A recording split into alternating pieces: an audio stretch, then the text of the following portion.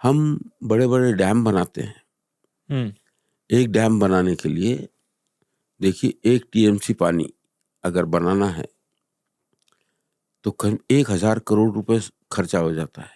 1,000 crore 1,000 crore 1 TMC का पानी का डैम बनाते हैं तो 10 TMC करते हैं तो उसके कैलकुलेशन में उतना 1,000 करोड़ रुपए खर्चा होगा।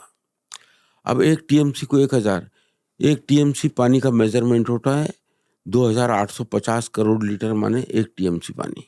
हम्म अब हमने भी अपना कैलकुलेशन किया कि भाई हम कितने में बनाते हैं 1 TMC पानी नेचुरल फार्मिंग में, तो दोनों को कंपेरेटिव जब करते हैं ना तब बहुत बड़े खुलासे होते हैं इसमें।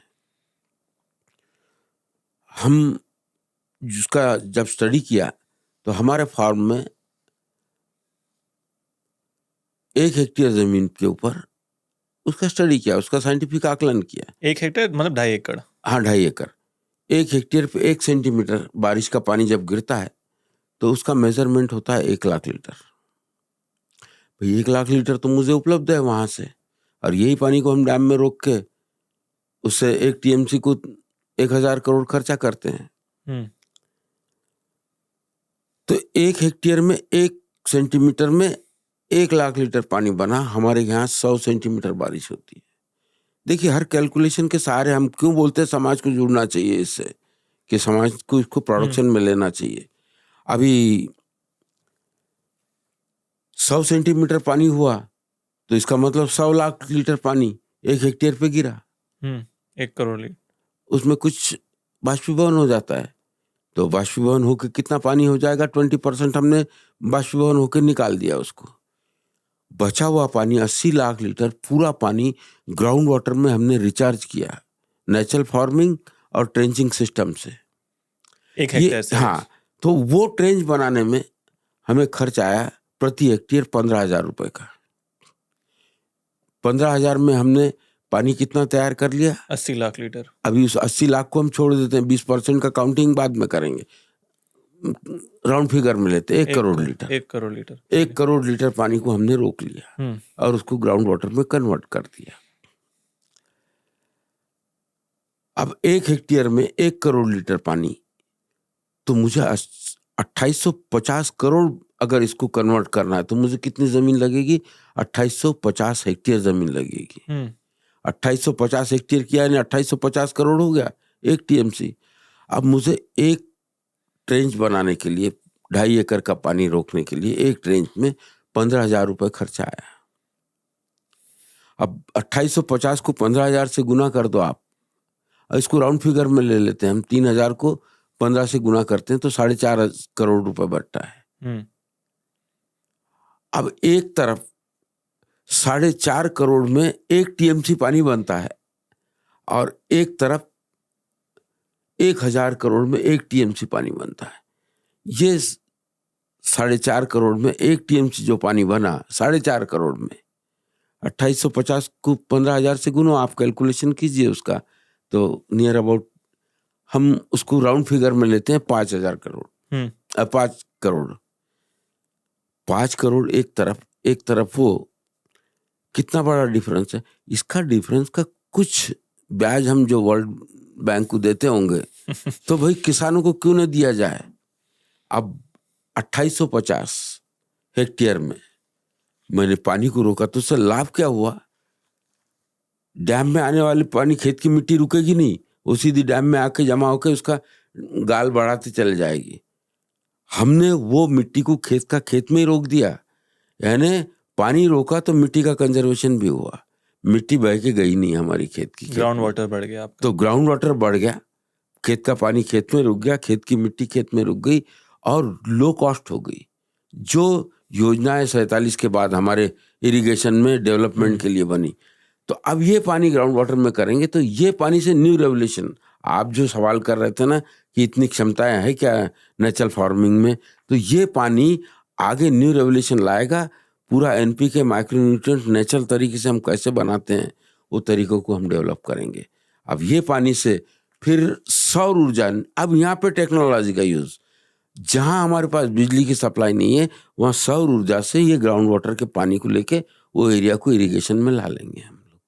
इस तरह से सौर ऊर्जा और ये पानी, इससे न्यू रेवोल्यूशन बनने वाला, फसलों को लगने वाला NPK माइक्रोन्यूट्रिएंट नेचुरल तरीके से तैयार करने के कई सिस्टम तैयार हो गए। इस तरह हम फूड सिक्योरिटी 100% दे सकते हैं नेचुरल फार्मिंग के थ्रू। वाह, मतलब आई डोंट थिंक इस प्रकार नंबर्स लेके कभी ना किसी ने सोचा होगा कि केवल 2.5 एकड़ जमीन से आप 1 करोड़ लीटर पानी बचा सकते हैं। आप कह रहे हो, तो आप सोचो हर एक किसान कितना पानी बचा सकता है। अब देखिए ना, मैंने कहा कि देखिए, अब प्रोडक्शन की बात, मैंने कहा कि इसको प्रोडक्शन में लेना चाहिए। ये समाज के, ये पानी मेरे लिए है क्या? ये पानी नहीं, सारे समाज के लिए है। जब वो ग्राउंड वाटर ऊपर आएगा तो नाले बहने लगेंगे, नाले बहने लगेंगे तो सफा पानी से नदियां बहने लगेंगी, उससे ड्रिंकिंग वाटर के प्रॉब्लम सॉल्व होंगे।